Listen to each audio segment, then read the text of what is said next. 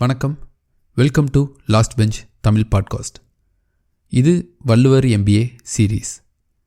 இன்னைக்கு நம்ம பார்க்க போகிற குறள், செயற்கரிய செய்வார் பெரியர், சிறியர் செயற்கரிய செய்கலாதார். இந்த குறளுக்கு அர்த்தம், செய்வதற்கு அரிய செயல் செய்பவரே பெரியர், அதை செய்ய இயலாதோர் சிறியர். அதென்ன செய்வதற்கு அரிய செயல்? எல்லாராலையும் எல்லாவற்றையும் செய்ய முடியுமா? வாங்க ஒரு கதையோட பார்ப்போம். 1900 வருடம். உலகத்தோட பெரும்பான்மையான மக்கள்கிட்ட இந்த ஒரு செயலை செய்ய முடியுமான்னு கேட்டிருந்தா கண்டிப்பாக முடியாதுன்னு சொல்லியிருப்பாங்க. ஏன், பல விஞ்ஞானிகளே மனிதர்கள் இந்த செயலை செய்ய இன்னும் 1000 வருடங்கள் ஆகும்னு சொன்னாங்க. அது என்ன செயல்னு யோசிக்கிறீங்களா? மனிதர்கள் பறக்கிறது தான் அது. 1900 வருடத்தில் ஒரு விஞ்ஞானி ஒரு விமானத்தை உருவாக்கி பறக்க முயற்சி செஞ்சப்ப பல பத்திரிகைகள் அவரை கண்கட்டு வித்தைக்காரர்னும் பைத்தியக்காரர்னும் எழுதுனாங்க.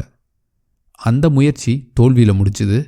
அவர் மட்டும் இல்லை, பல நாட்டு அரசுகளும் விஞ்ஞானிகளும் இராணுவமும் மிகப்பெரிய பொருட்செலவில் ஒரு விமானம் உருவாக்க முயற்சி செஞ்சுட்டு இருந்தாங்க. பலர் முயற்சி செஞ்சு இறந்தும் போனாங்க. யாராலையும் ஒரு பறக்கிற இயந்திரத்தை கண்டுபிடிக்க முடியலை. ஒரு சாதாரண மனிதருக்கு மட்டுமில்லை, விஞ்ஞானிகளுக்கே அது ஒரு செயற்கரிய செயல்தான். அந்த செயலை செஞ்ச இருவர் கல்லூரி படிப்பை முழுமையாக முடிக்காத, எந்த விஞ்ஞான பின்புலமும் இல்லாத 2 சைக்கிள் மெக்கானிக், ரைட் பிரதர்ஸ்னு சொல்லப்படுற ஓர்வில் ரைட், வில்பர் ரைட். லட்சக்கணக்காக செலவு செஞ்சு விஞ்ஞானிகளால் உருவாக்க முடியாததை வெறும் $1000 தங்கள் சொந்த பணத்தில் முதல் விமானத்தை உருவாக்குனாங்க. இவங்களால் இது எப்படி முடிஞ்சுது? முதல்ல கடின உழைப்பு.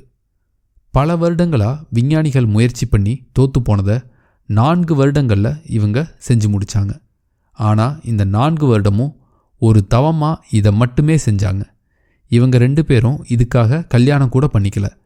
விமானம், மனைவி 2க்கும் நேரம் செலவிட முடியாது, அதனால் ஒன்றை மட்டும் தேர்வு செஞ்சிட்டோம்னு சொன்னாங்க. அடுத்தது, தங்களுக்கு தேவையானது எங்கே இருந்தாலும் தேடி போய் கற்றுக்கிட்டாங்க. இவங்களுக்கு முறையான விஞ்ஞான பயிற்சியோ கல்வியோ இல்லை, ஆனால் தேவையானவற்றை தேடி தேடி கற்றுக்கிற ஆர்வம் இருந்துச்சு. வெற்றி பெற பயமும் கூச்சமும் மிகப்பெரிய எதிரி. முக்கியமாக இவங்க மாற்றி யோசிச்சாங்க. எல்லாரையும் போலவே யோசிக்காம தனித்துவமாக சிந்திச்சாங்க. மற்ற விஞ்ஞானிகள்லாம் பறக்கிறதுக்கு முக்கியம் வேகம்னு நினச்சி மிக பலம் வாய்ந்த என்ஜின்களை உருவாக்க முயற்சி பண்ணினாங்க. ஆனால் ரைட் சகோதரர்கள் பறக்கிறதுல முக்கியம் பத்திரமா தரையிறங்கிறதுன்னு சொன்னாங்க. அதனால் முதல்ல ஃப்ளைட் கண்ட்ரோல் உருவாக்குறாங்க. அதாவது விமானம் பைலட்டோட கட்டுப்பாட்டில் இயங்கணும். இது மற்ற விஞ்ஞானிகளுக்கு இல்லாத ஒரு சாதகத்தை இவங்களுக்கு கொடுத்துச்சு. அதாவது முதல்ல ஃப்ளைட் கண்ட்ரோல் சரி செஞ்சதுனால இவங்களோட கண்டுபிடிப்புகளை பல முறை தைரியமாக சோதனை செய்ய முடிச்சுது. பல விஞ்ஞானிகள் அவங்க உருவாக்கின விமானத்தை கட்டுப்படுத்த தெரியாமல் இறந்து போனப்ப இவங்க 1000 முறைக்கு மேலே சோதனை செஞ்சு தோல்வி அடைஞ்சாங்க. ஆனால் பெரிய இழப்புகள் இல்லாமல் சோதனை செய்ய முடிஞ்சுது. கொஞ்சம் கொஞ்சமாக தவறுகளை சரி செஞ்சு வெற்றிகரமாக விமானத்தை உருவாக்குனாங்க. அந்த சமயத்தில் பிரெஞ்சு அரசாங்கமும் பிரெஞ்சு விஞ்ஞானிகளும் மிகப்பெரிய பொருள் செலவில் விமானம் உருவாக்க பல வருடங்களாக போராடிட்டு இருந்தாங்க. அவங்களுக்கு முன்னாடியே ரைட் சகோதரர்கள் வெற்றிகரமாக விமானத்தை உருவாக்கிட்டாங்கன்னு கேள்விப்பட்டதும் பிரெஞ்சு விஞ்ஞானிகள் அவங்க ஃப்ளையர்ஸ் இல்லை லையர்ஸ்னு சொன்னாங்க. அதாவது அவங்க பறக்கவே இல்லை, பொய் சொல்கிறாங்கன்னு சொன்னாங்க. ஆனால் அதே ஃப்ரான்ஸில் ரைட் சகோதரர்கள் தங்கள் விமானத்தை ஓட்டி காட்டினப்ப அந்த விஞ்ஞானிகள் மன்னிப்பு கேட்டது மட்டுமில்லை, பல நாட்டு அரசர்களும் தலைவர்களும் ஆயிரக்கணக்கான மக்களும் அதை பார்க்க வந்துக்கிட்டே இருந்தாங்க.